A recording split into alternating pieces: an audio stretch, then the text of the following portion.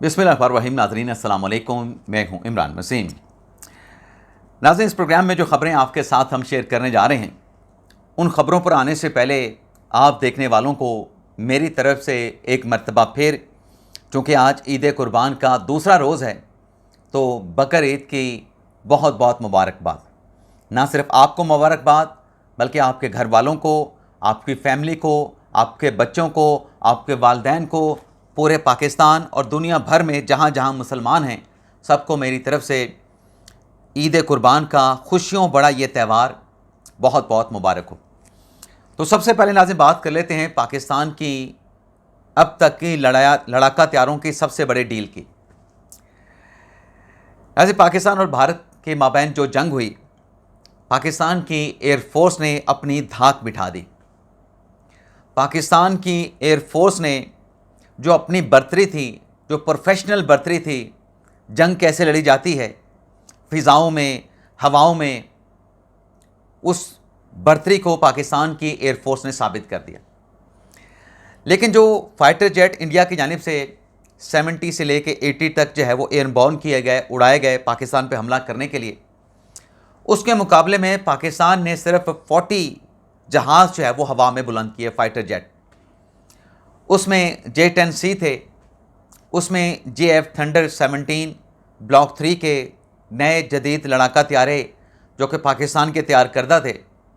वो भी थे। और JF-17 ने भी अपनी कारकर्दगी से दुनिया के दिल जीत लिए, उन ममालिक के दिल जीत लिए जो फाइटर जेट ख़रीदना चाहते थे। तो जंग में जो धाक J-10C की बिठी मतलब सामने आई, जो धाक J-10C ने बिठाई और जो डंके JF-17 थंडर के पूरी दुनिया में बजे, उसके बाद अब तक की लड़ाका तैयारों की सबसे बड़ी डील ये है, सबसे बड़ी ख़बर ये है कि आज़रबाईजान जो पाकिस्तान से JF थंडर ख़रीदना चाह रहा था, अब भी ख़रीदना चाहता है। था का मतलब ये नहीं कि ये इरादे आज़रबाईजान ने ख़त्म कर दिए हैं, लेकिन उसमें तब्दीली ये हुई है कि अब आज़रबाईजान ने JF-17 ख़रीदने की जो तादाद है पाकिस्तान से, वो तादाद बढ़ा दी है। अब 40 फाइटर जेट पाकिस्तान से JF थंडर ब्लॉक 3 के आज़रबाईजान ख़रीदना चाहता है।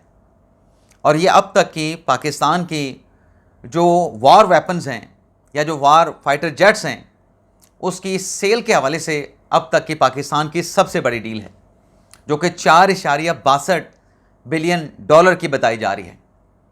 यानी $4.62 बिलियन का तखमीना आज़रबाईजान ने लगाकर पाकिस्तान से 40 JF थंडर ख़रीदने का फ़ैसला किया। तो एक बहुत बड़ी डील है। बाकी मोदी साहब का इंतज़ार कैसे ख़त्म हुआ है नाज़रीन, मोदी साहब के इंतज़ार की घड़ियां ख़त्म होने की ख़बर पे आने से पहले आपको बताते जाएं कि जो पाकिस्तान का डेलीगेशन अमेरिका गया हुआ था बिलावल भुट्टो ज़रदारी की सरबराही में, वो वफ़द कामयाब अमेरिका के दौरे के बाद, जहाँ पर उन्होंने अक़वाम मुत्तहिदा के अहम नुमाइंदों के साथ मुलाकात की, जहाँ पर उन्होंने अमेरिकन कांग्रेसमैन के साथ मुलाकात की, जहाँ पर उन्होंने अक़वाम मुत्तहिदा में जो दुनिया के ममालिक के मुस्तकिल मंदूब हैं, अहम रहनुमा हैं, उनके साथ मुलाकात की। तो इस कामयाब दौरे के बाद बिलावल भुट्टो ज़रदारी साहब अपने डेलीगेशन के अरकान के साथ बरतानिया पहुँच चुके हैं।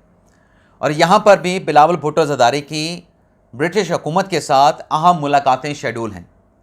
और जहाँ तक बात है, मोदी सरकार ने जो पार्लिमानी डेलीगेशन कॉन्स्टिट्यूट किया था शशि थरूर की सरबराही में,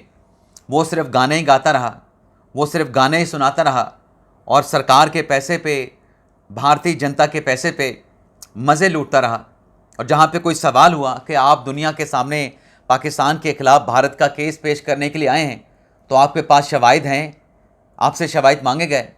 तो उस पर फिर जवाब क्या देना था, जनाब शशि थरूर साहब जो हैं वो लाजवाब हो गए। और अगर किसी मीटिंग से बाहर निकले हैं, चाहे वो इंडियन डायस्पोरा के साथ थी या PTI के ऑफिशियल्स के साथ थी या किसी और के साथ थे, तो एहतजाज करने के लिए जो सिख भारतीय वहाँ पे पहुँचे, उनको देख के इंडियन डेलीगेशन छुपता फिर रहा था। तो अब नाज़रीन ये हुआ है कि जो दूसरी चीज़ सामने आ रही थी कि नरेंद्र मोदी साहब जो कि इंतज़ार में बैठे हैं कि G7 का जो इजलास कनाडा के शहर अल्बर्टा में 15 और 17 जून को होने जा रहा है, उसकी दावत नहीं मिली थी, क्योंकि कनाडा और सिखों की जो दीगर ममालिक में तंजीमें हैं उनकी तरफ से कैनेडियन गवर्नमेंट से ये डिमांड की गई थी कि हरदीप सिंह नज्जर के कत्ल के मामले पे जो तावन इंडियन सरकार से मांगा गया, जो कि नहीं दिया गया, एक्सटेंड नहीं किया गया कनाडा को, तो इन हालात में जब इंडियन गवर्नमेंट, मोदी सरकार ट्रांसनेशनल कत्ल में, कनाडा के शहरियों के कत्ल में और दीगर ममालिक में इस किस्म की कत्लेआम की कार्रवाइयों में मुलविस है, तो इंडिया को G7 के इजलास में ना बुलाया जाए। तो इंडियन सरकार, मोदी सरकार इंतज़ार में थे और वहाँ से दावतनामा नहीं आ रहा था। तो आखिरी 7 रोज़ में, यानी सिर्फ 7 रोज़ इस G7 समिट में, इजलास में बाकी रह गए थे, जब कैनेडियन गवर्नमेंट की तरफ से मोदी साहब को, मोदी सरकार को, इंडियन सरकार को जो है वो बुला लिया गया है। तो चलें, ये अब सिखों का और सिख भाइयों का और कैनेडियन गवर्नमेंट का आपस का मामला था, लेकिन जब तक ये दावतनामा नहीं आया था तो पूरी दुनिया में बैंड बज रही थी मोदी सरकार की कि ये आपकी सफारतकारी है। और अब जब ये दावतनामा मिला है तो बजाय इसके खबर कहीं और से निकलती, नरेंद्र मोदी साहब ने, जो कि सरेंडर मोदी बन चुके हैं, उनकी तरफ से खुद ट्वीट करके बताया गया कि देखें जी, जिस दावतनामे का इंतज़ार था वो दावतनामा आ चुका है और इंतज़ार की घड़ियां ख़त्म, और बस मैं G7 के इजलास में शिरकत करने के लिए जाऊंगा। दूसरी तरफ इंडिया का एक निजी हेलीकॉप्टर जिसने उड़ान भरी थी, प्राइवेट हेलीकॉप्टर था, लेकिन कोई तकनीकी ख़राबी होने पे उसे इंडिया की एक आम शाहराह पे लैंड करना पड़ा। लेकिन ये नाज़रीन कोई इतनी बड़ी खबर इसलिए नहीं है क्योंकि जो इंडियन, चाहे वो प्राइवेट हेलीकॉप्टर हैं, उनका जो हाल है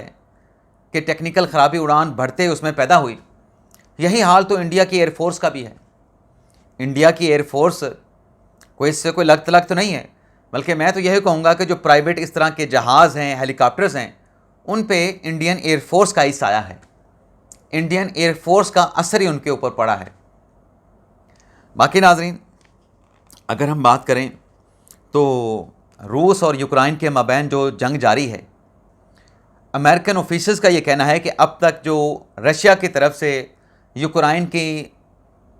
रशिया में स्ट्राइक के बाद जो हमले किए गए हैं, जो काउंटर अटैक किया गया है, यूएस ऑफिशियल का ये कहना है कि अभी तक रशिया ने जो फुल रिस्पांस और जो रियल रिस्पांस देना था, जो रियल अटैक करना था, वो रशिया ने यूक्रेन पे नहीं किया है। शायद रशिया मुनासिब वक्त का इंतज़ार कर रहा है उस रियल काउंटर अटैक के लिए। लेकिन आज अब तक जो रूस ने यूक्रेन के ख़िलाफ़ कार्रवाई की है, उसमें यूक्रेन के दूसरे बड़े शहर खार्किव पर कोई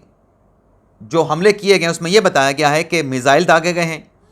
206 ड्रोन्स मारे गए हैं, जिसमें यूक्रेन का यह दावा है कि 174 जो ड्रोन्स थे वो तो हमने तबाह कर दिए थे, लेकिन रूस का कहना है कि 174 नहीं, 36 हमारे जो ड्रोन जो कि यूक्रेन में भेजे गए, उन 36 को यूक्रेन ने तबाह किया है, बाकी हमारे जो ड्रोन अटैक थे वो कामयाब हुए हैं। तो अब तक के जो खार्किव में जो अटैक किए गए हैं, उसके नतीजे में जो रिपोर्ट्स आ रही हैं, जो इतलात आ रही हैं, कई इमारतें यूक्रेन के दूसरे बड़े शहर खार्किव की तबाह हो चुकी हैं, 3 सिविलियंस हलाक हुए हैं और 12 लोगों की जो है, सिविलियन मैंने कह दिया, यानी 3 जो यूक्रेनी शहरी हैं वो हलाक हुए हैं और 12 के ज़ख्मी होने के इतलात हैं। इसके अलावा जो खबर सोन रीजन है रशिया का, वहाँ पर भी जो है वो यूक्रेन की तरफ से स्ट्राइक किया गया है। बाकी अपना रूस की तरफ से ये भी रिपोर्ट किया गया है कि जो डेड बॉडीज़ का तबादला होना था, जंगी जो डेड बॉडीज़ हैं उनका जो तबादला होना था, लाशों का, तो उस पर यूक्रेन ने खामोशी अख्तियार कर लिया, क्योंकि जो मुतासरा ख़ानदान हैं उन्हें कोई $15 मिलियन की कंपनसेशन यूक्रेन ने देनी है। तो ये कोई $2.2 बिलियन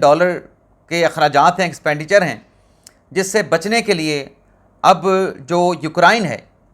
रूस ने जिन यूक्रेन के जगह पे, रकबे पे, ज़मीनों पे जो कब्ज़ा किया है, वहाँ पर जो हलाकतें हुई हैं उनको वापस लेने में